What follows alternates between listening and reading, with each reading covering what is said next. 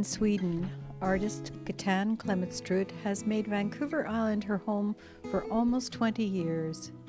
She has a deep affinity for the natural world. The island's forests have been both her sanctuary and her inspiration.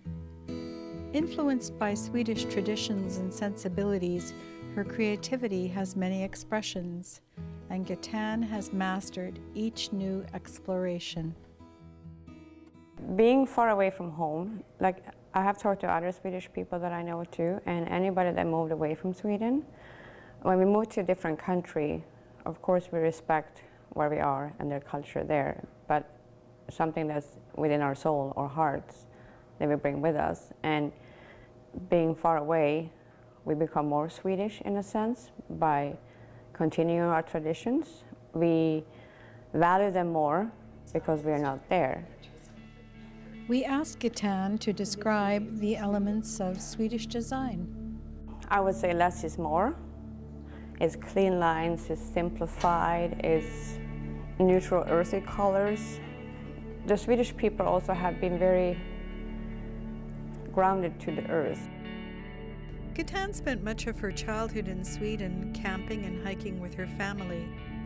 Her love of the forest has stayed with her and has been the source of much inspiration for her wonderful photographs. Yeah, the photography is it's very close to my heart. It has it's been a long healing journey for me with the photography, and it's very personal to me because I unfortunately had experienced a lot of losses in my family. So to be able to work through a lot of those things too, I started spending a lot of time out in nature because I felt with people, it was too much with people. I wasn't able to talk to people. When I spent time in nature, you know, I had the wind touching my hair on my skin. I had raindrops falling. I heard birds. Waterfalls, the rivers, the earth. Just being there was peaceful. And healing through art is something that I really believe in because it happened for me.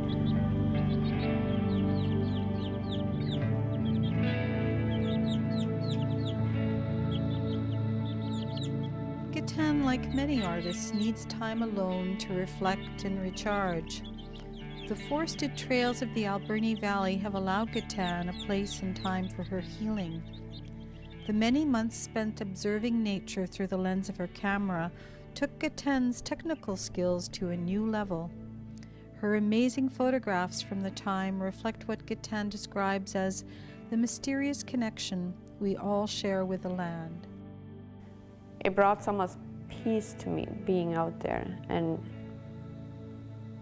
nature is nature. You don't have to beautify nature. Nature is beautiful the way it is. I mean, each artist has their own creative vision and we all share it, and that's who we are and what we bring with us.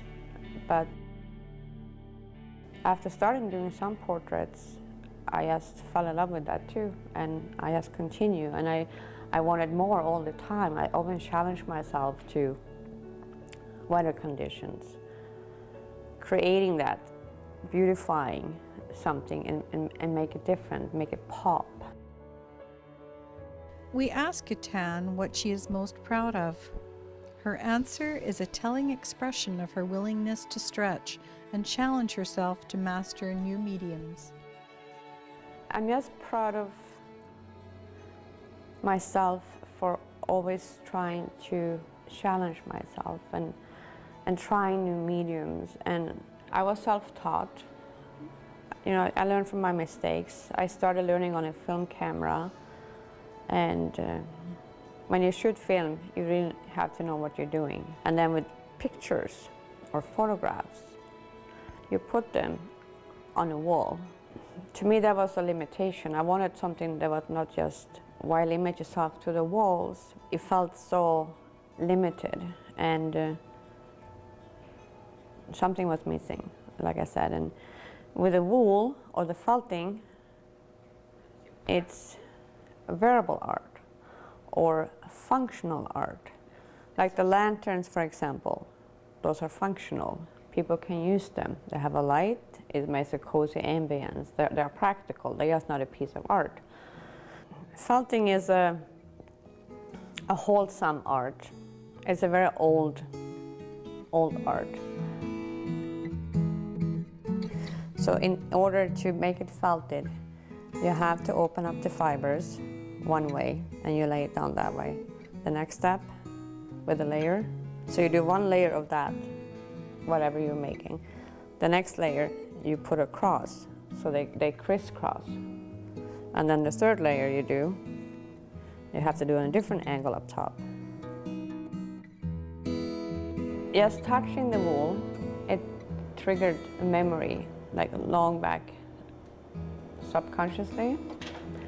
And when I put the water and the soap into the wool and my hands got in to dig there, it was like the knowledge was already there.